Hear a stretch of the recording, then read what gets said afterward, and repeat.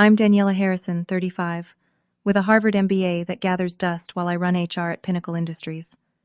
Most executives see me as just the people person despite my finance background. Yesterday, VP Jeremy Williams introduced me to our biggest potential client as still just in HR, with a condescending snicker. Today, our CEO needs someone to save a $302 million contract. Tomorrow, I'll walk into that boardroom as the new CFO, and Jeremy's face will be worth every moment I've been underestimated. Before I tell you how I turn the tables on the most arrogant executive in our company, let me know where you're watching from in the comments. Hit that subscribe button if you've ever been underestimated at work and want to see how the corporate chess game is really played. My journey to Pinnacle Industries wasn't the traditional HR path.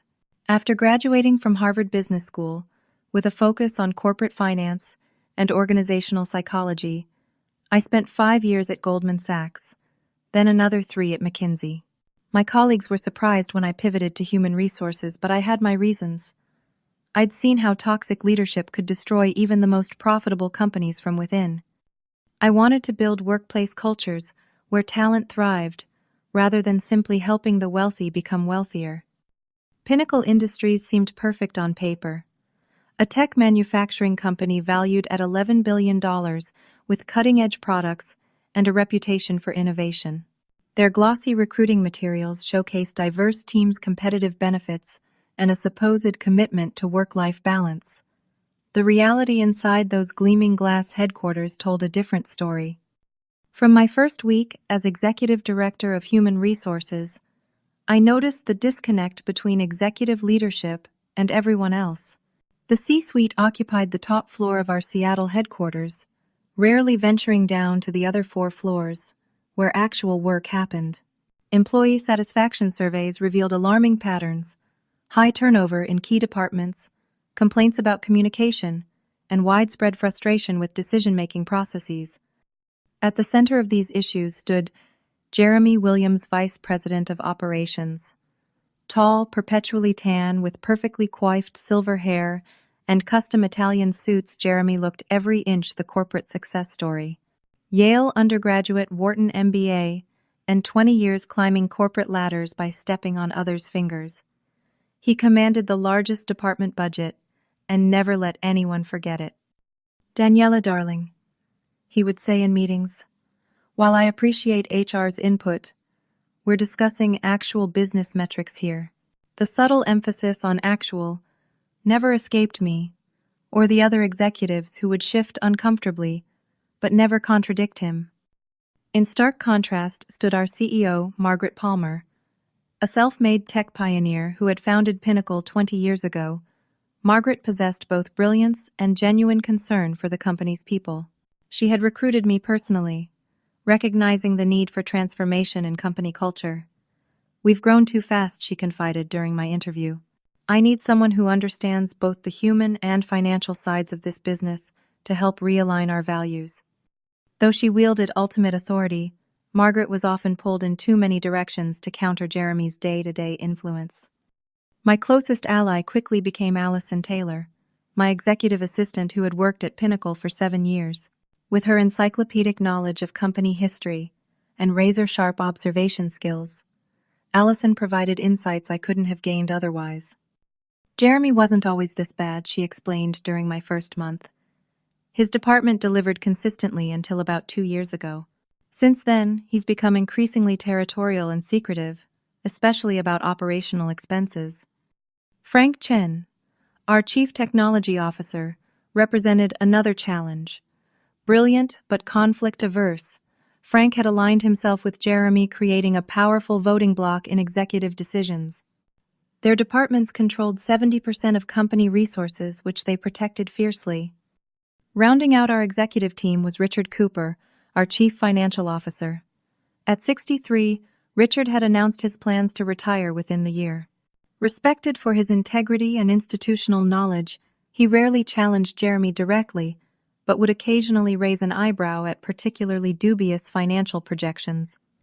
My daily reality involved navigating this complex landscape while trying to implement meaningful changes for our 5,000 employees. I created leadership development programs, revised compensation structures to address inequities, and championed mental health resources. Each initiative required careful positioning to overcome Jeremy's consistent objection: unnecessary expenses that don't impact our bottom line. What Jeremy didn't know was that I reviewed every departmental budget as part of my comprehensive approach to organizational health. 6 months into my role, I began noticing peculiar patterns in operations financial reporting: inconsistent vendor costs, fluctuating headcounts that didn't match hiring records, equipment expenses that seemed excessive even for our industry. I started keeping a separate file, cross-referencing these discrepancies against company performance metrics. The patterns suggested potential financial manipulation, but I needed more concrete evidence before approaching Margaret. Meanwhile, I continued performing my HR duties while being systematically undermined by the man who might be compromising our company's financial integrity. The stage was set for a confrontation I never anticipated would change both our trajectories at Pinnacle Industries. The Westbrook Innovations meeting had been on our calendar for months. As one of the largest potential clients in Pinnacle's history, their $302 million contract would secure our growth projections for the next 5 years. The preliminary lunch meeting would include Westbrook's CEO, their procurement director, and their technical team, evaluating our manufacturing capabilities. I had spent weeks preparing comprehensive workforce analytics, showing how our employee expertise would ensure quality control throughout their production run. Margaret had specifically requested my presence to address any personnel concerns about handling such a large contract. The restaurant selected for this meeting screamed power lunch, 30-foot ceilings, white tablecloths, and private rooms for discreet business conversations. I arrived 15 minutes early, reviewing my presentation notes while waiting for our team. Jeremy arrived with Margaret and Richard, all in matching dark suits projecting corporate uniformity. Daniela Margaret smiled warmly. "I'm glad you're already here. Thomas Williams from Westbrook specifically mentioned wanting to discuss talent retention strategies." Jeremy's smile tightened imperceptibly, though I'm sure they're more concerned with production capabilities than employee mood surveys. Before I could respond, the Westbrook team arrived. Introductions began professionally enough. Margaret presented each of us with our titles and brief backgrounds. When she reached me, Jeremy interjected. "And this is Daniela Harrison. She's still just in HR," he said with a slight chuckle that implied I held some entry-level position rather than an executive role. The atmosphere shifted immediately. Thomas Williams, Westbrook CEO, who had been making direct eye contact with each person during introductions, merely nodded in my direction before turning his attention back to Jeremy. Their procurement director, Andrea Barnes, who had initially smiled at me now, barely acknowledged my presence. Throughout the appetizer course, I attempted to contribute to the conversation about manufacturing capacity. Our talent retention in specialized engineering roles exceeds industry standard by 23%, which directly impacts production consistency, I offered. Jeremy smiled condescendingly. "What Daniela means is that we keep good people. Now, about our production capabilities." He proceeded to present employee satisfaction metrics I had compiled as though they were his own data. More disturbing, however, were the operational numbers he presented to the Westbrook team. Having reviewed all departmental budgets, I immediately recognized discrepancies between his presentation and our actual financial reports. He claimed manufacturing costs well below what our accounting system showed, promising margins that seemed impossibly optimistic. When the discussion turned to contract specifics, I was effectively excluded. Jeremy positioned himself between me and the Westbrook team, physically cutting me from the conversation. When menus for dessert arrived, Andrea Barnes asked about employee training programs for their specialized products. "I can address that," I began. "I'll handle this one," Jeremy interrupted smoothly. "HR provides basic onboarding, but my team oversees all technical training." This was blatantly false. My department had redesigned all technical training programs 6 months earlier, resulting in a 30% improvement in quality metrics. As the lunch concluded, I watched Jeremy exchange contact information with the Westbrook executives while I gathered my untouched presentation materials. Not a single slide had been shown. Not a single question had been directed to me. 3 hours of professional humiliation while watching someone potentially misrepresent our company's finances. Back at the office, I retreated to my desk, replaying the meeting in my mind. The disrespect was infuriating but secondary to my concerns about Jeremy's numbers. I pulled up our latest financial reports, comparing them to what he had presented. The discrepancies weren't minor rounding errors. They represented millions in unexplained differences. Allison knocked gently on my door, closing it behind her. "That bad?" she asked, noting my expression. "Worse. Jeremy completely sidelined me at the lunch, but that's not what concerns me." I turned my monitor toward her. "Look at these projections he presented versus our actual numbers from last quarter." Allison's eyes widened. "That's not even close to accurate. Is he just being overly optimistic?" "Optimistic is one thing. This looks deliberate." I rubbed my temples, considering my next move. If he makes promises based on these numbers, and we can't deliver, the company's reputation is at stake, not to mention possibly violating financial disclosure laws with a publicly traded partner. "What are you going to do?" "For now, document everything. Tomorrow I'll try to speak with Richard discreetly. As CFO, he should be aware if there's a legitimate explanation." After Allison left, I created a secure folder, documenting the discrepancies, adding it to my growing file of concerns about operations. Something felt very wrong, and the Westbrook contract had just raised the stakes exponentially. For the first time, I wondered if my background in finance might prove more valuable to Pinnacle than my expertise in human resources. The next morning, I arrived at the office an hour early, with a specific mission to speak with Richard Cooper before the day's meetings began. As one of the first executives to arrive and last to leave, our CFO maintained a predictable routine that included reviewing overnight financial reports with a cup of black coffee at 6:30. I found him, as expected, reading glasses perched on his nose, surrounded by spreadsheets. "Richard, do you have a few minutes?" I asked, closing his office door. He looked up, mildly surprised. "Daniela, you're here early. Problem with payroll?" "Not payroll. The Westbrook presentation." I placed my laptop on his desk, opening the file containing yesterday's discrepancies. Jeremy presented these operational costs and projections yesterday. They don't match our financial system data. Richard removed his glasses, rubbing the bridge of his nose. The gesture spoke volumes. "You've noticed the pattern, then?" It wasn't a question. "So there is a pattern." I felt a chill despite the confirmation of my suspicions. "How long has this been happening?" "About 18 months. Small discrepancies at first, easily attributed to forecasting optimism. Gradually larger variances, particularly in vendor contracts and operational efficiency metrics." Richard's expression grew troubled. "I've raised concerns with Margaret, but Jeremy always has explanations that satisfy the board. Creative accounting isn't necessarily fraudulent, but it can cross legal and ethical lines," I finished his thought. "Has anyone cross-checked the actual vendor payments against contracted rates?" "That would require a level of audit we haven't initiated. Jeremy manages those relationships directly, claiming it maintains our preferential pricing." The conversation was interrupted by Richard's phone. After a brief exchange, his expression changed. "Margaret wants to see both of us. Now." We found our CEO staring out her office window at the Seattle skyline, the Space Needle barely visible through morning fog. She turned as we entered, her usual composed expression replaced by evident concern. "I just got off the phone with Thomas Williams at Westbrook. They're reconsidering our contract." My stomach dropped. Because of something from yesterday's lunch. Because Jeremy's numbers don't align with their market research on manufacturing costs. They think we're either incompetent or hiding something. Margaret sat heavily in her chair.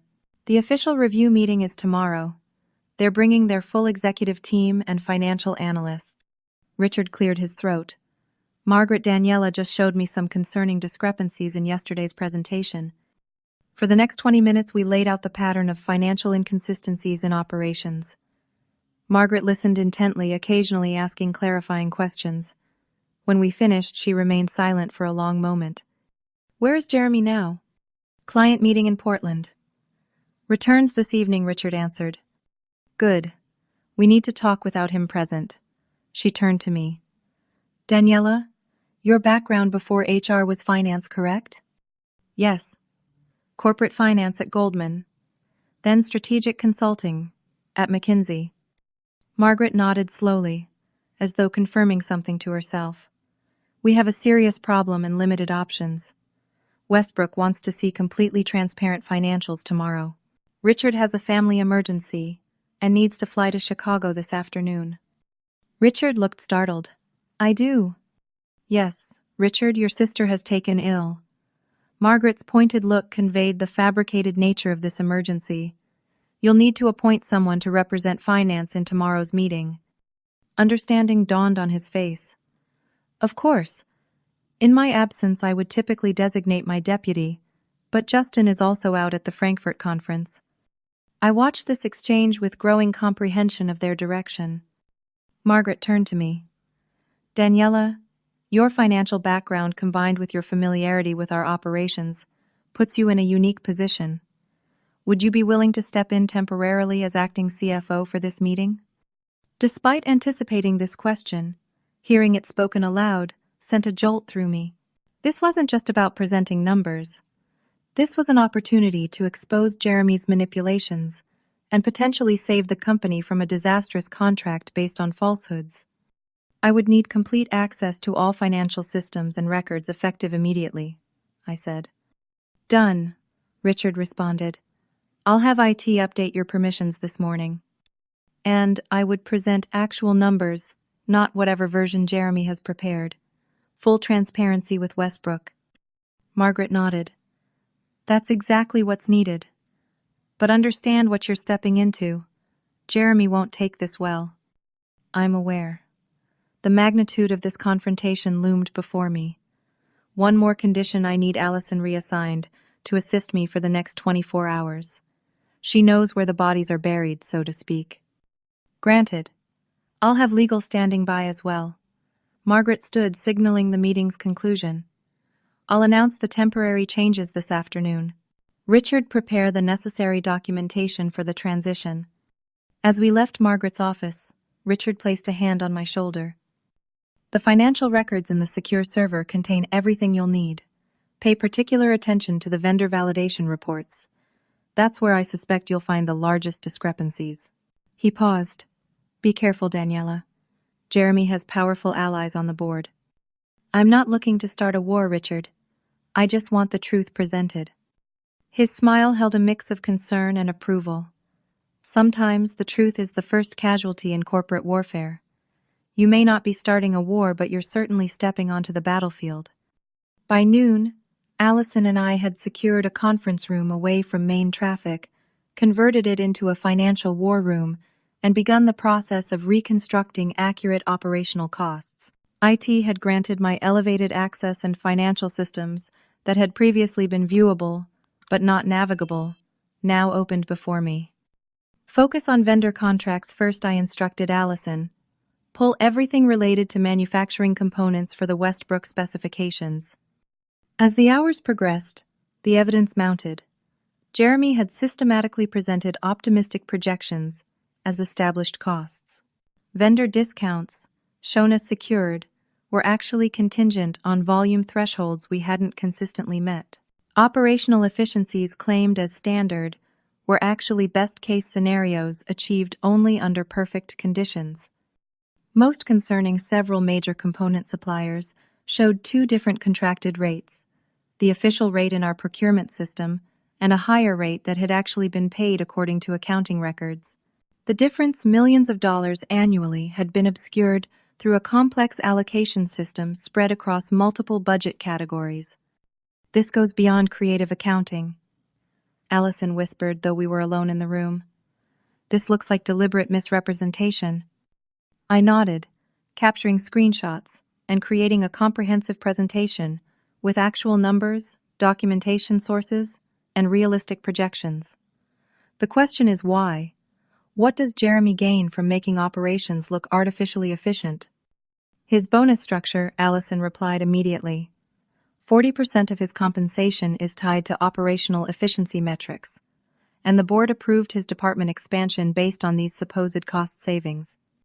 By 7 that evening, we had reconstructed an accurate financial picture of what the Westbrook contract would actually cost Pinnacle.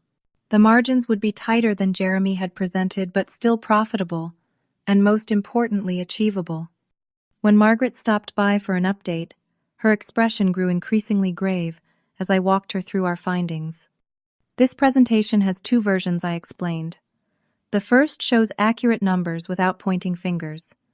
The second includes documentation of the systematic discrepancies, if challenged.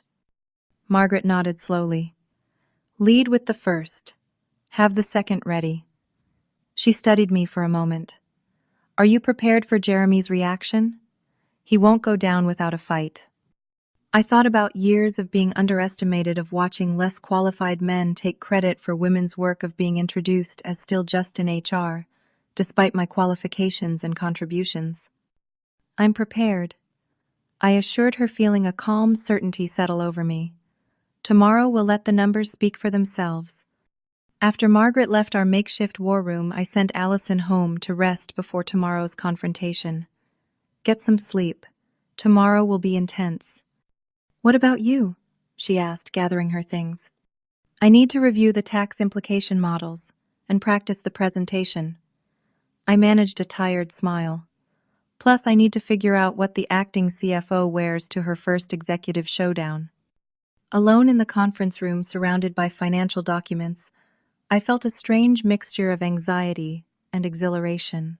The role I was stepping into tomorrow represented both a return to my financial roots and a significant escalation in corporate authority. I had 24 hours to transition from HR executive to CFO, at least in presentation and knowledge. I dove deeper into the financial records, refreshing concepts that had grown dusty since my Goldman days. Tax implications, cash flow projections, capital expenditure allocations. Each topic clicked back into place like muscle memory reawakening. I created additional slides addressing potential questions about manufacturing scale efficiency and component cost volatility. Around midnight, I finally returned to my apartment, mind still racing with numbers and strategies. Sleep would be essential for tomorrow's performance. Yet, as I laid out my clothing options, I realized this wasn't just about being prepared intellectually. The visual transformation would be equally important. In HR, I had deliberately cultivated an approachable image, professional, but warm, with colors and styles that put anxious employees at ease during difficult conversations. Tomorrow required a different Daniela. I selected my most authoritative outfit, a charcoal gray tailored suit, crisp white shirt, minimal jewelry, and the Louboutin heels I reserved for board presentations. The ensemble projected confidence, competence, and unquestionable executive presence. Despite my racing thoughts, exhaustion eventually won. I fell asleep reviewing vendor contract discrepancies in my mind, alarm set for 5 in the morning. The next day dawned gray and rainy, typical Seattle weather that matched the seriousness of what lay ahead. I arrived at the office by 6:30, giving myself time to center my thoughts before the storm. Allison appeared at 7, carrying an extra coffee and a supportive smile. Executive floor is buzzing already, she reported. Margaret announced the temporary leadership change in an email at 5 this morning. Jeremy has been calling board members since 5:15. I took a sip of the much-needed coffee. Anyone we should be particularly concerned about?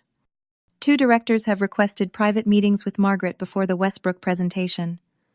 Both are Jeremy's golf buddies. Allison hesitated, and Frank Chen wants to see you, said it's urgent. Frank's allegiance to Jeremy made this request concerning. As CTO, his support or opposition could significantly impact today's meeting. Tell him I can give him 15 minutes at 8. The morning accelerated from there. IT arrived to ensure the conference room technology was functioning perfectly. Legal counsel stopped by to review our approach, particularly approving the decision to lead with corrected numbers rather than accusations. Margaret's executive assistant coordinated security details for the Westbrook team's arrival. At 8 sharp, Frank appeared at our door, his usually calm demeanor visibly disturbed. "May I speak with you alone?" he asked, glancing at Allison. "Anything you need to say can be said in front of my assistant," I replied, maintaining eye contact. Frank closed the door. "Jeremy called me at 5:30. He's furious about the temporary appointment and insists the Westbrook numbers require his specific expertise to present properly." "I'm sure he does. Daniela, I've worked with Jeremy for 7 years. He's always delivered results. Results based on accurate numbers, or results based on the numbers he wanted people to see." I turned my laptop toward him, showing a particularly egregious example of manipulated vendor costs. "This isn't about personalities or politics, Frank. These discrepancies could expose Pinnacle to serious liability." Frank studied the screen, his expression shifting from defensive to concerned. "These are the actual payment records, pulled directly from accounting. Compare them to what was presented to the board last quarter." He fell silent, the implications sinking in. Finally, he looked up. "What's your plan for the meeting?" "Present accurate numbers. Set realistic expectations with Westbrook. Secure a contract based on figures we can actually achieve. And Jeremy. We'll have the opportunity to explain the discrepancies to Margaret and the board after the Westbrook situation is resolved." Frank nodded slowly. "He's built powerful alliances. I'm not trying to destroy Jeremy. I'm trying to save this contract and protect Pinnacle from making promises we can't keep." After a moment's consideration, Frank extended his hand. "The technical specifications should align with realistic operational costs. My team is at your disposal today." This unexpected alliance shifted the morning's momentum. By 9:30, we had integrated the technical production requirements with our revised financial projections, creating a presentation that offered Westbrook both transparency and confidence in our capabilities. At 10:15, Allison returned from a reconnaissance mission to the executive floor. Jeremy just arrived. He went straight to Margaret's office. Raised voices heard through the door. I took a deep breath, reviewing our presentation one final time. "What's our room set up for 11? Main conference room is prepared. Westbrook team has cleared security and is in the visitor lounge. 7 executives, including their CFO and general counsel." The gravity of the situation crystallized. This wasn't just about standing up to Jeremy's dismissive treatment. This was about steering a multi-billion-dollar company away from potential disaster, while 7 executives from another corporation evaluated our every word and gesture. At 10:45, I made my final preparations, straightened my suit jacket, applied a fresh coat of neutral lipstick, secured my hair in a precise professional style. The woman in the restroom mirror looked exactly like what she needed to be today, a finance executive capable of handling hundreds of millions of dollars with confidence and transparency. Allison appeared at my side, handing me a tablet with our presentation queued up. "Ready?" I nodded, feeling an unexpected calm settle over me. Jeremy has no idea I've spent 6 months documenting his financial manipulations. He thinks I'm just HR. His mistake, Allison smiled. "Let's go show them what just HR can do." The main conference room at Pinnacle Industries occupied prime real estate on the executive floor corner position with floor-to-ceiling windows, offering panoramic views of downtown Seattle. Inside, our facilities team had arranged the space for maximum impact Pinnacle executives, along one side Westbrook representatives, facing them across the polished mahogany table. Margaret stood at the head of the table, engaged in preliminary conversation with Thomas Williams, Westbrook's CEO. Richard's absence was conspicuous, his usual seat empty beside her. Various executives from both companies exchanged business cards and measured pleasantries, the artificial cordiality of high-stakes business hanging in the air. Jeremy stood near the windows, speaking intensely with Frank. His back was to the door when I entered with Allison, giving me a moment to observe the room dynamics before the confrontation began. The Westbrook team appeared tense, their body language conveying skepticism rather than partnership. Andrea Barnes, Their procurement director, who had dismissed me at lunch, was reviewing documents with a man I recognized from their website as Scott Peterson, Westbrook's CFO. Their focus on financial details confirmed my suspicions that Jeremy's numbers had triggered serious concerns.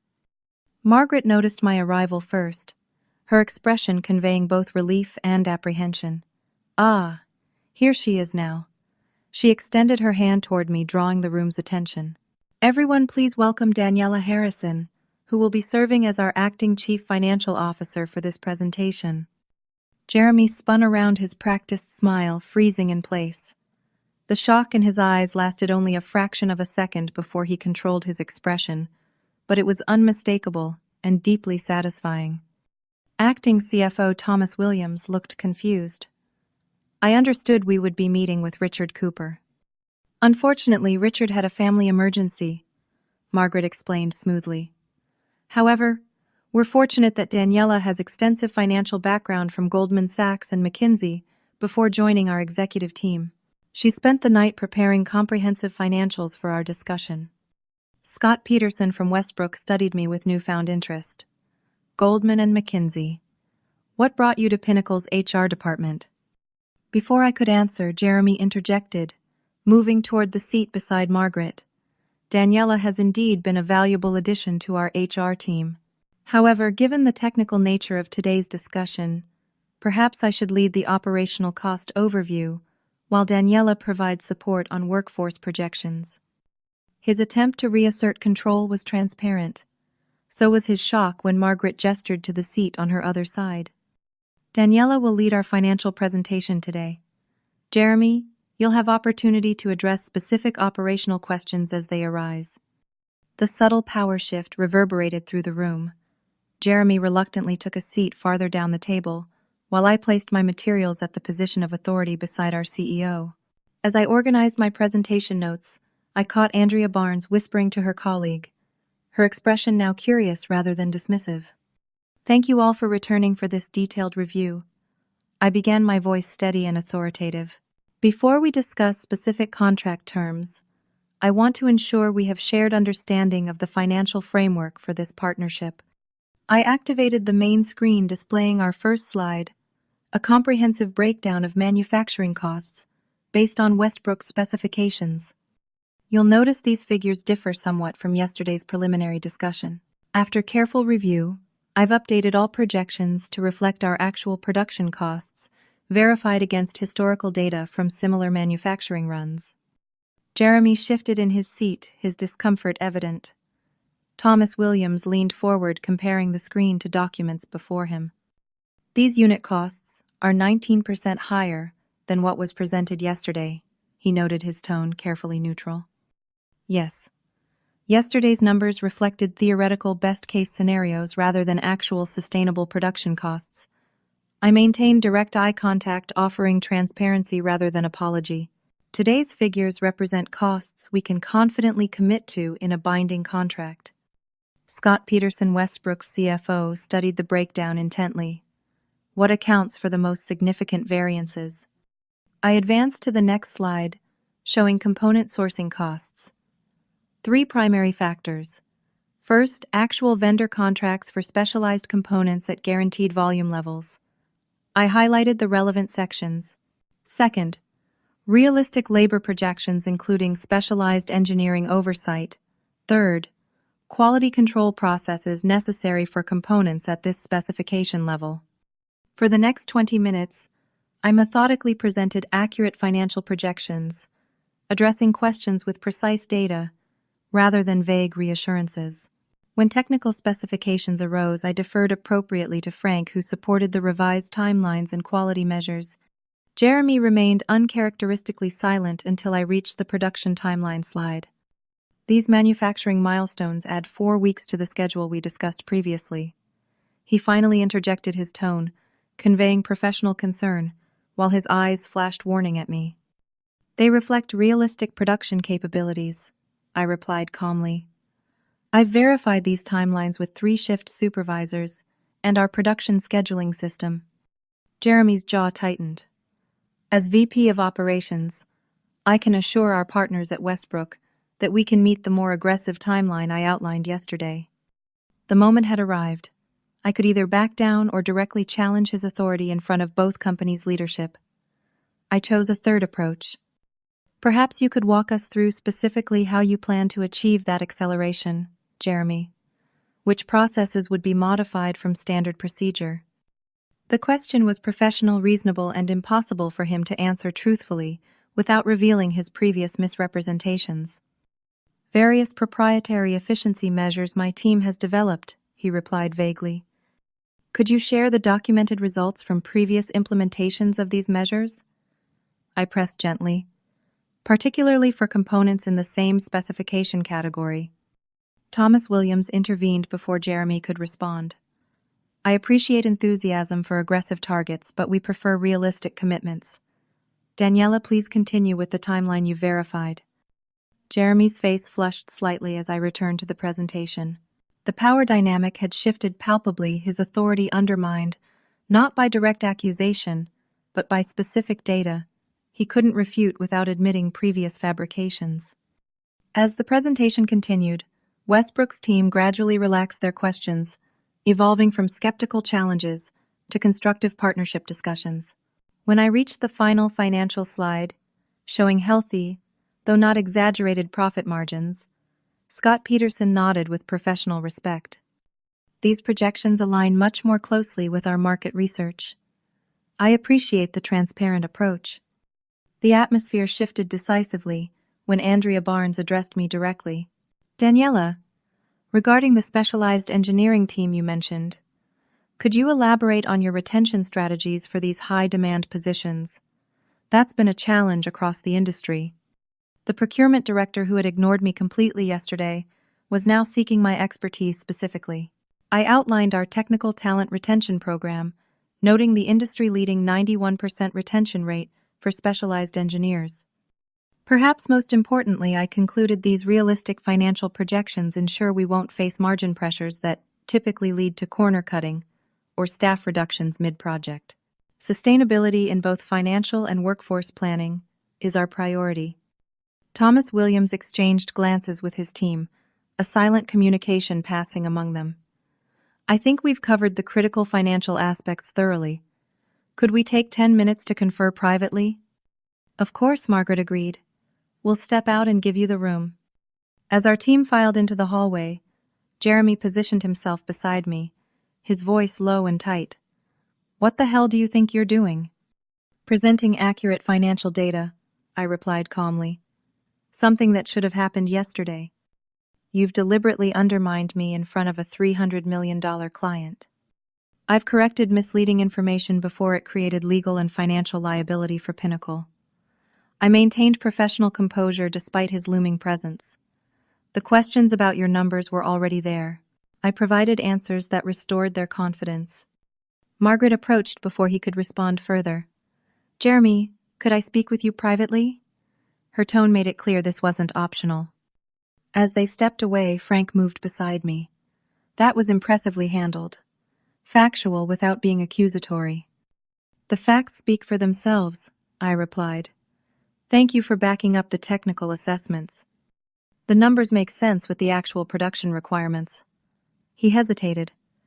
I should have questioned some of those projections myself over the past year.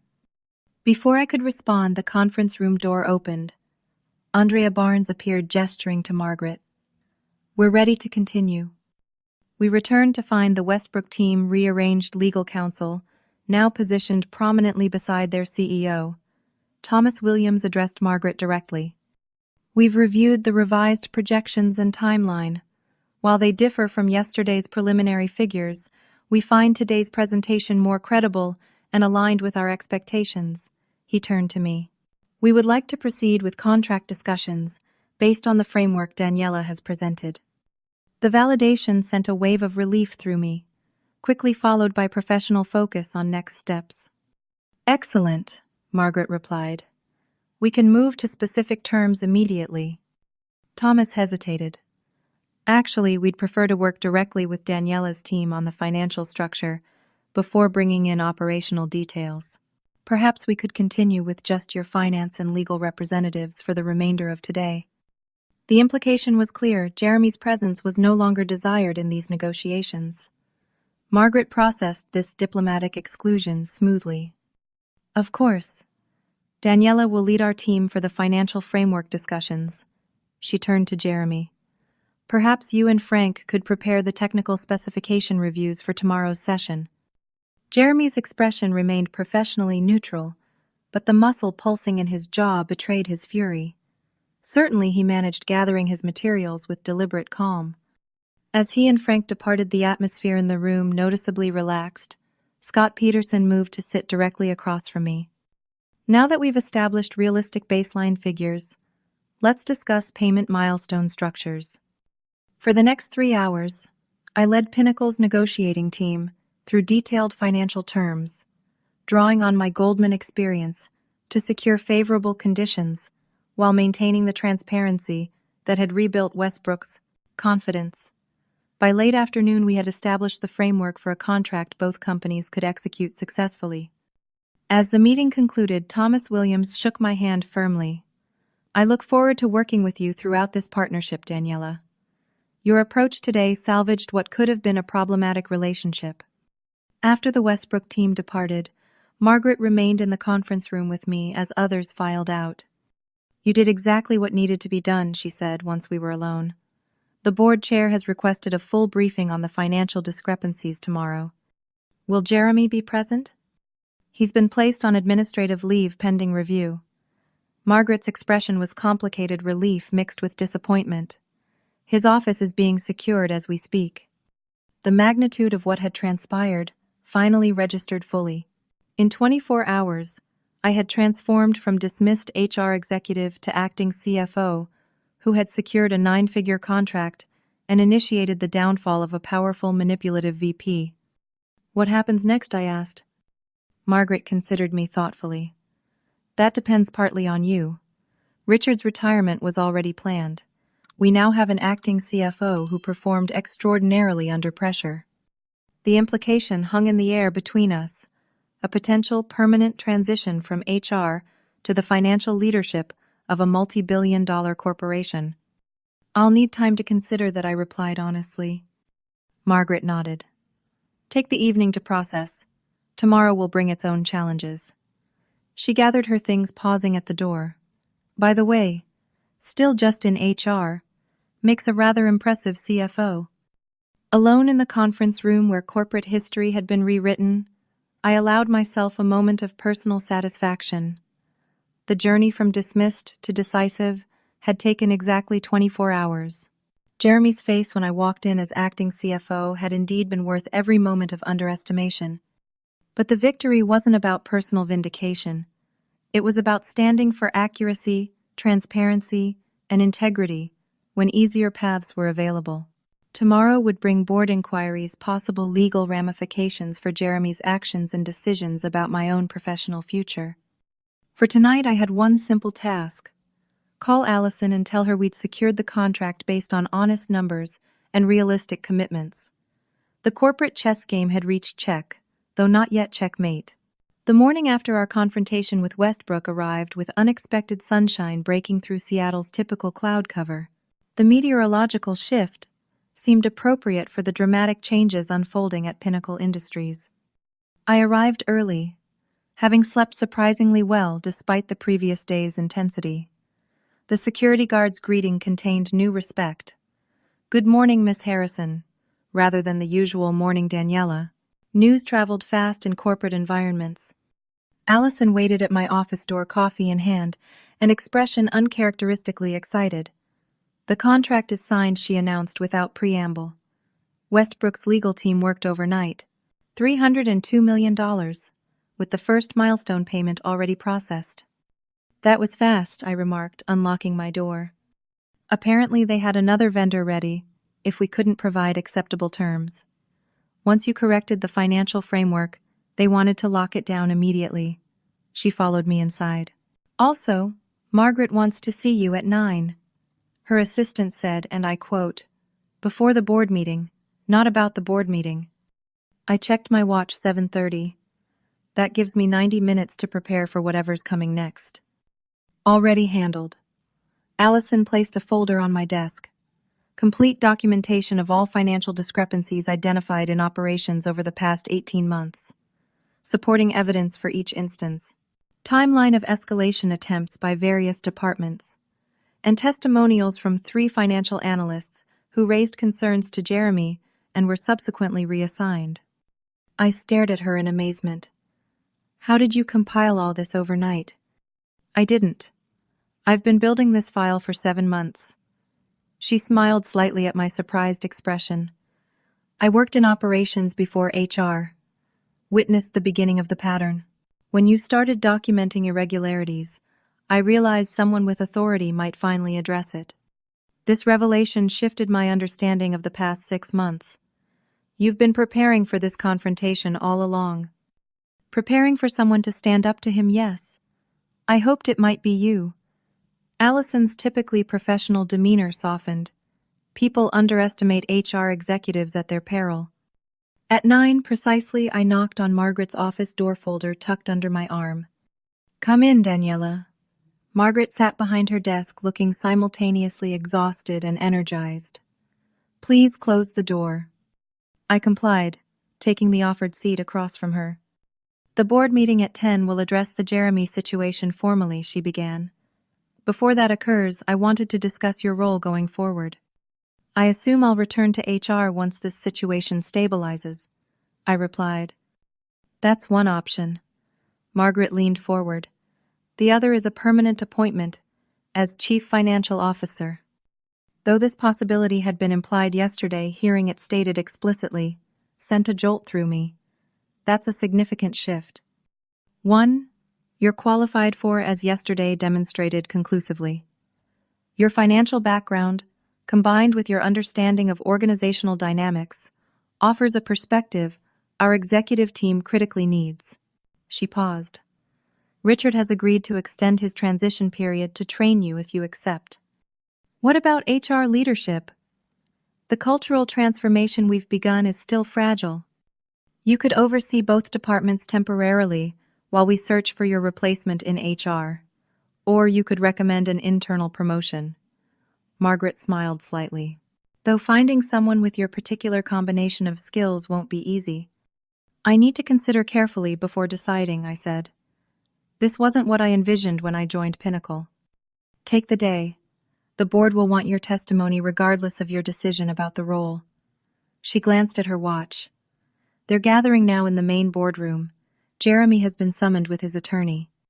The implications of this statement weren't lost on me. This had escalated beyond internal corporate discipline to potential legal consequences. Will criminal charges be filed? I asked directly. That depends on what the forensic accounting team discovers during their comprehensive audit. At minimum, we're looking at serious securities violations if his misrepresentations affected our public financial statements. I nodded, absorbing the gravity of the situation. I'll provide whatever information helps establish the truth. Margaret studied me for a moment. You know, when I recruited you to transform our company culture, I never anticipated you'd begin by exposing financial manipulation at the executive level. But perhaps that's exactly where cultural transformation needed to start. The board meeting lasted 4 grueling hours. 14 directors, Pinnacle's general counsel, outside attorneys, and forensic accountants filled the boardroom. Jeremy arrived with his lawyer, his usual confidence, notably diminished. I presented the evidence methodically, without embellishment or accusation. The numbers told their own damning story.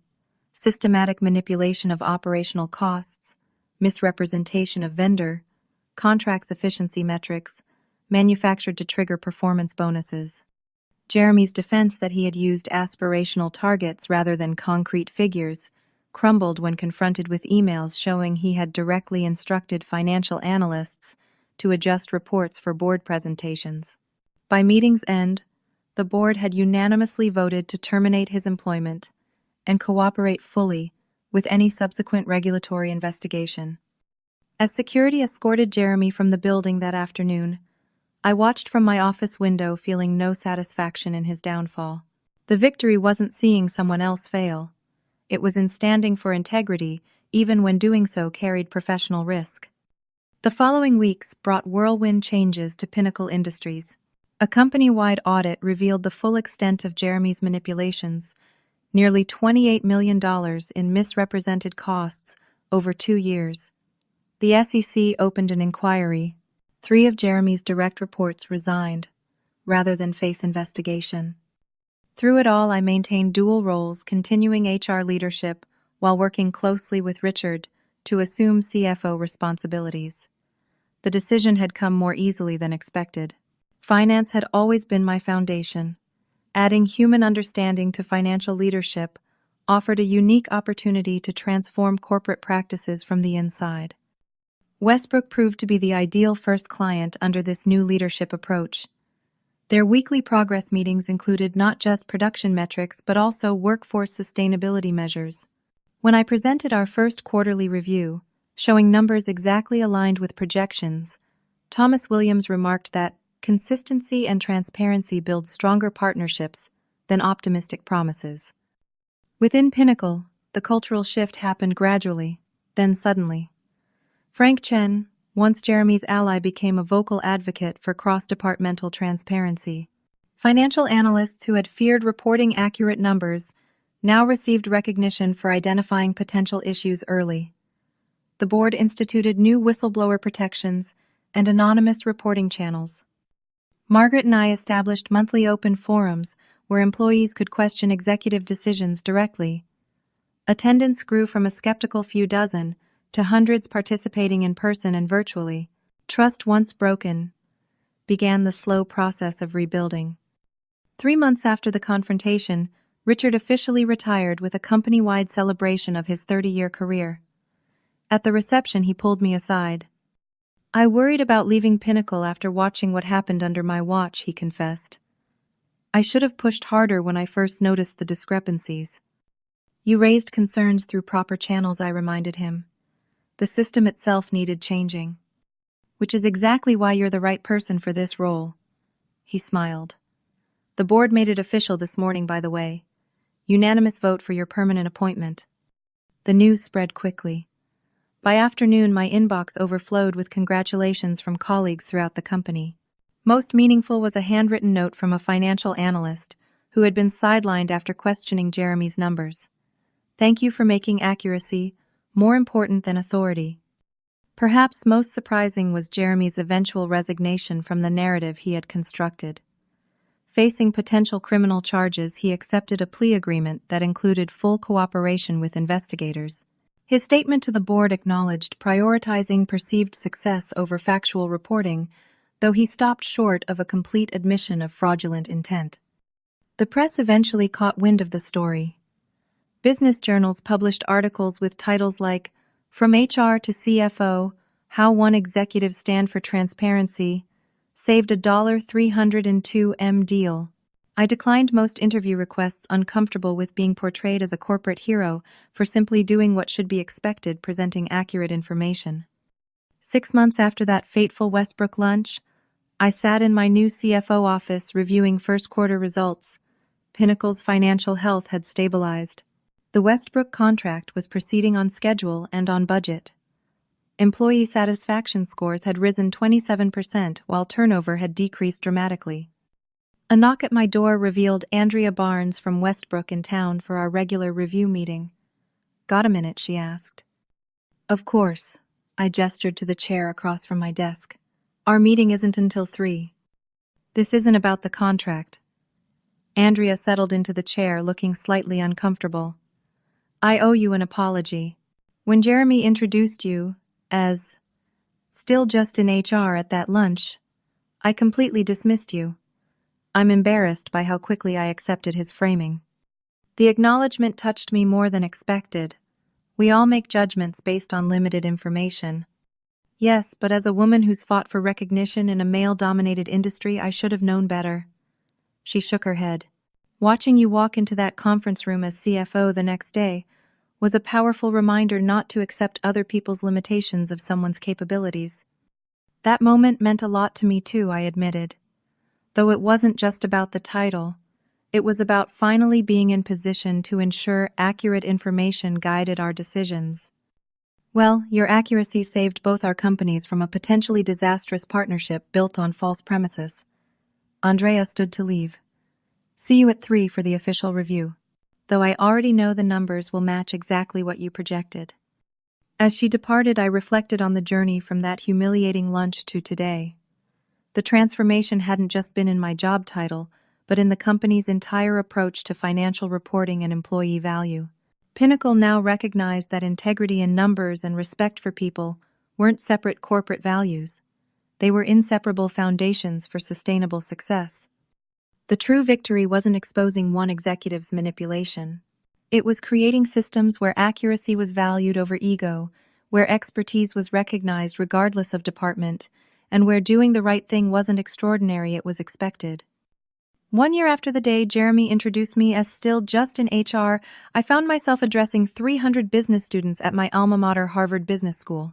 The invitation had come from a professor who had read about Pinnacle's transformation in Harvard Business Review, from financial manipulation to transparent leadership, a case study in corporate integrity.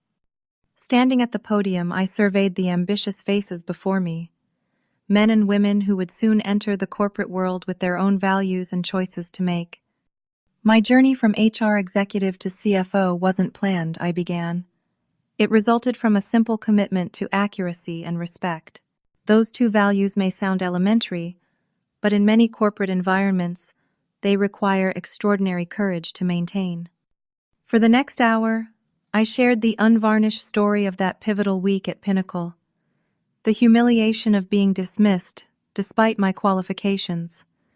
The discovery of financial manipulations.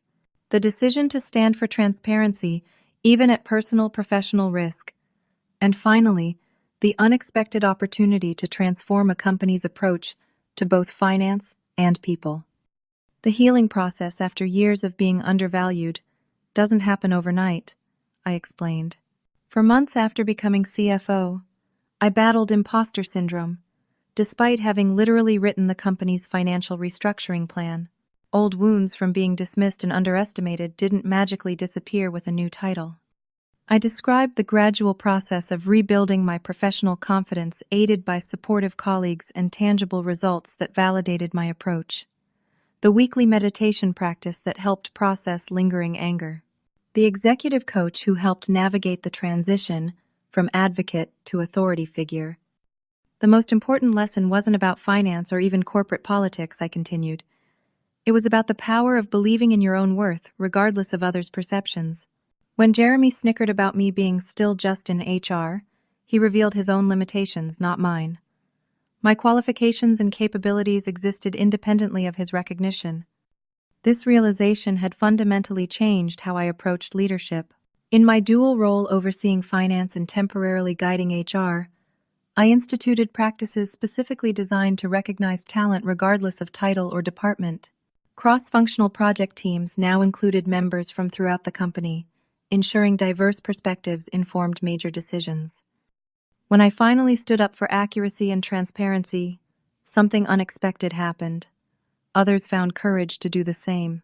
I shared how financial analysts who had once silently adjusted numbers to match executives' expectations now confidently presented actual data, knowing their honesty was valued above comfortable fictions. Perhaps most significantly, Pinnacle established a formal mentorship program for women in finance and technical roles, addressing the systemic barriers that had initially pushed me from finance to HR. 37 women had already completed the program, with many receiving promotions or expanded responsibilities.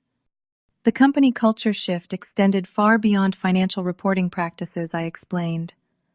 We rebuilt our reputation with employees by demonstrating that integrity mattered at every level.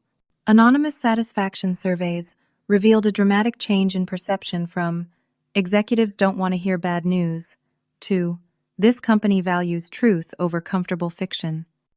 This internal transformation paralleled our external rehabilitation. Industry partners who had grown wary of Pinnacle's optimistic projections now valued our reputation for realistic commitments consistently fulfilled. The Westbrook contract, now successfully past its midpoint, had opened doors to similar partnerships based on transparent financial terms. My personal growth through this journey required balancing assertion with compassion, I admitted to the students.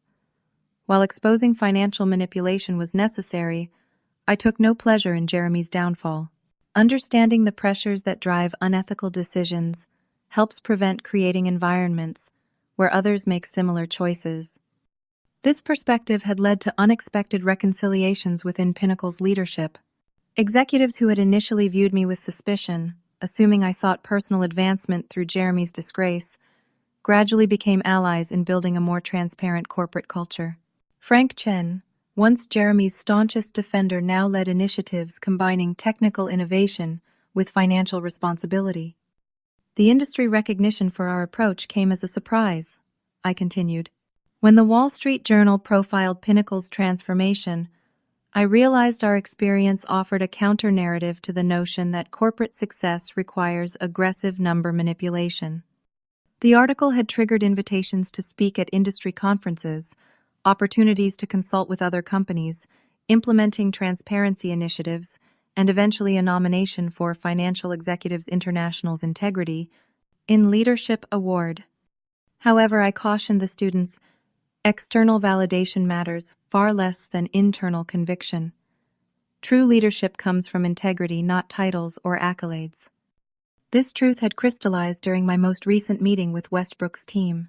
Thomas Williams, who had nearly canceled their contract due to Jeremy's manipulated projections, now treated me as a trusted partner rather than just a vendor representative.